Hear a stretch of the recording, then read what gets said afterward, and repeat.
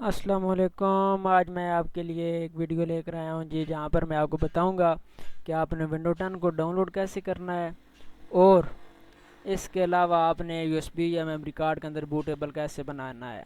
सबसे पहले तो आपको मेमोरी कार्ड या यूएसबी 8 GB की होनी चाहिए, क्योंकि 4 GB में काम नहीं करेगा।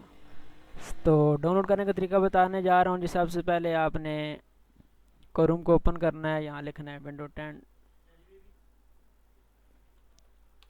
Download get into PC. ये फर्स्ट वाली वेबसाइट है जी, यहाँ से आप इसको डाउनलोड कर सकेंगे। ये देख सकते हैं। डाउनलोड का ऑप्शन पर यस करेंगे, विंडो 10 आपकी डाउनलोड होनी स्टार्ट हो जाएगी। कुछ सेकंड यहाँ पर वेट करेंगे आप।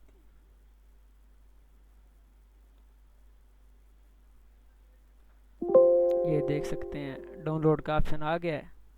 इधर से आप इसको डाउनलोड कर लें। मेरे पास ऑलरेडी पड़ी हुई है, आपको बताने के लिए सिर्फ मैंने ये वीडियो बना रहा हूँ।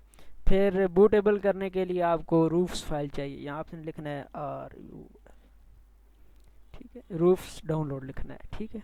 पहली वेबसाइट आपको मिलेगी, तो यहाँ से आपने सबसे फर्स्ट वाले को 4.15 को आपने ओपन करना है।